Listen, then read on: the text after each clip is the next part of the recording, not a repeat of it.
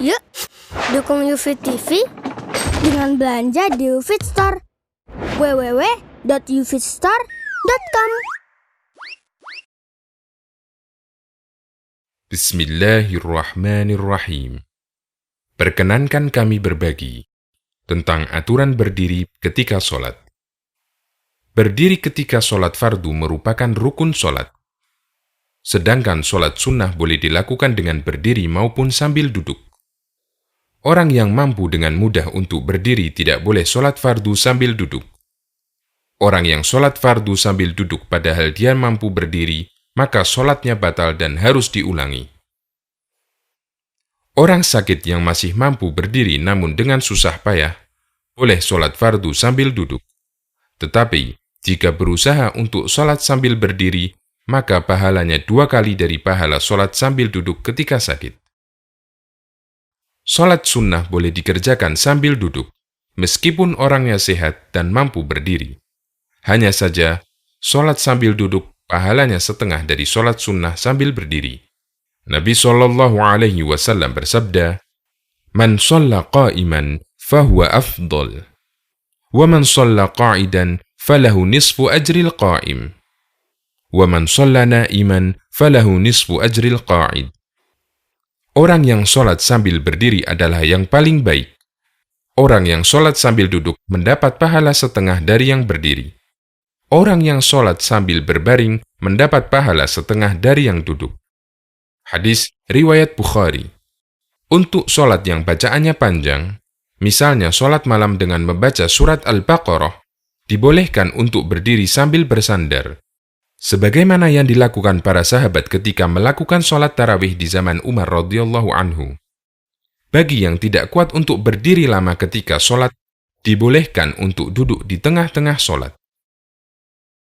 Orang yang sholat sambil duduk dan tidak bisa untuk sujud di lantai, maka ruku dan sujudnya dilakukan dengan isyarat gerakan punggung, di mana posisi punggung ketika sujud lebih rendah daripada ketika ruku. Berdiri dan duduk ketika sholat jamaah. Jika imam sholat sambil duduk sejak awal sholat, maka makmum sholat sambil duduk. Jika dari awal imam sholat sambil berdiri, kemudian di tengah sholat dia duduk, maka makmum tetap sholat sambil berdiri. Orang yang sholat sambil duduk boleh mengambil posisi duduk semampunya. Dengan rincian, jika dia masih mampu iftirosh atau tawaruk, maka dia harus duduk iftirosh atau tawaruk.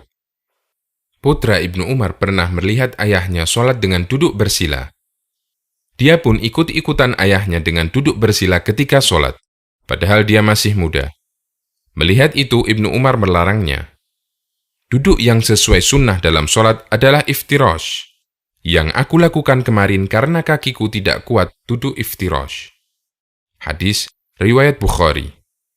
Jika tidak mampu duduk iftirosh atau tawaruk, boleh duduk dengan cara apapun semampunya, seperti duduk bersila atau duduk di atas kursi. Dari Aisyah radhiyallahu anha mengatakan, "Ra'aitun Nabiyya sallallahu alaihi wasallam yusalli mutarabbi'an." Aku melihat Nabi sallallahu alaihi wasallam salat sambil duduk bersila. Hadis riwayat An-Nasa'i dan disahihkan oleh Al-Albani. Orang sakit atau sudah tua yang masih mampu berdiri namun berat, boleh menggunakan tongkat atau semacamnya sebagai sandaran. Dari Ummu Qais bintu Mihsan radhiyallahu anha, bahwa Rasulullah Shallallahu Alaihi Wasallam ketika sudah tua dan mulai gemuk, beliau meletakkan tongkat di tempat sholatnya, yang beliau gunakan untuk bersandar. Hadis riwayat Abu Dawud, Baihaqi, dan disahihkan oleh Al-Albani. Keadaan kaki ketika berdiri dalam sholat adalah tidak terlalu lebar dan tidak terlalu sempit, kira-kira lurus dengan pundak. Kesalahan-kesalahan terkait dengan berdiri ketika sholat. Tidak serius ketika berdiri. Misalnya posisi kaki bengkok atau tidak tenang atau banyak bergerak. Tentu saja ini sangat mengganggu dalam sholat. Allah berfirman, "Wa qumu lillahi qanitin." Berdirilah kamu dengan tenang karena Allah. Quran Surat Al-Baqarah ayat 238. Kaki terlalu lebar atau terlalu sempit. Posisi kaki yang terlalu lebar akan mengganggu orang lain ketika sholat jamaah. Sedangkan posisi kaki yang terlalu sempit menyebabkan shaf ketika sholat renggang. Karena shaf yang baik adalah pundak bertemu pundak di sebelah kanan dan kirinya. Dan kaki bertemu dengan kaki orang yang berada di sebelah kanan dan kirinya. Semoga Allah memudahkan kita untuk menyempurnakan setiap ibadah kita.